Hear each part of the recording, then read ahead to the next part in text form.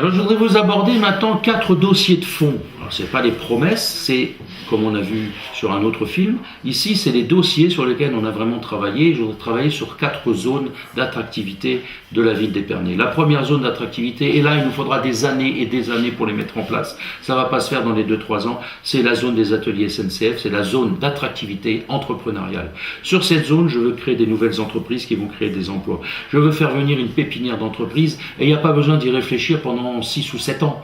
Il suffit d'y penser et de le mettre en place dès l'année prochaine. Alors elle ne sera peut-être pas située au début sur cet emplacement, mais ailleurs, mais mettre une attractivité économique grâce à une pépinière d'entreprise, c'est important. Et je m'y connais largement puisque je suis consultant en entreprise.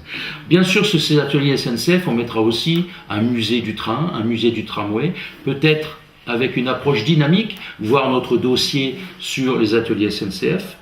La deuxième zone d'attractivité, c'est le commerce et le tourisme. Déplacer l'office du tourisme en centre-ville. Déplacer les gens qui veulent dépenser dans les magasins à Épernay en centre-ville et non pas à Reims ou à Paris.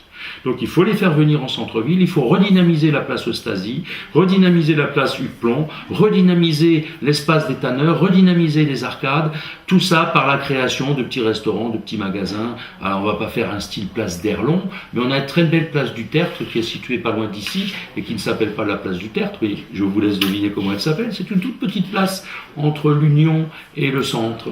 Eh bien ces petites places, elle est très dynamisée, celle-là elle est très jolie, c'est de faire ça avec les grands d'à côté. Il faut remettre en place la circulation dans Épernay. Il faut proposer des places de stationnement. Il faut proposer un autre système de transport urbain. Voilà la deuxième zone d'attractivité, le centre-ville. La troisième zone d'attractivité, c'est la zone culture. On a déjà un très beau théâtre, il faudrait le rendre un peu plus populaire. On a aussi un cinéma. On a une place Mendes France qui est une très jolie place, même mes concurrents le disent. On a l'hôtel de ville avec ses jardins.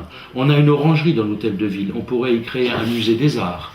On pourrait y créer des expositions temporaires, de sculptures, d'art. Sur la place Mendes France, on pourrait mettre tous les mois un festival de jazz, un festival de rock, un festival classique, un festival de R&B, de façon à ce que les gens viennent, et pas le dimanche aussi, mais surtout les fins de semaine, vendredi, samedi.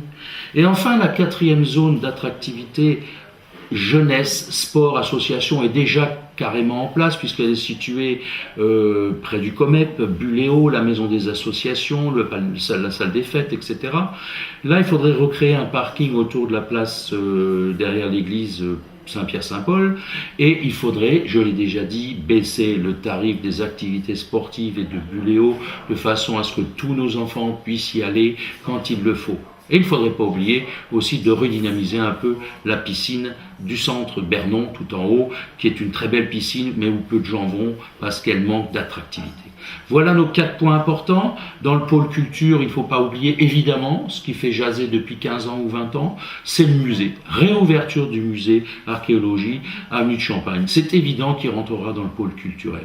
Alors vous voyez qu'on se bat pour les entreprises, on se bat pour les touristes, on se bat pour nos commerces, mais on se bat aussi pour les personnes âgées, les associations, les comités de quartier, la culture, le sport, etc.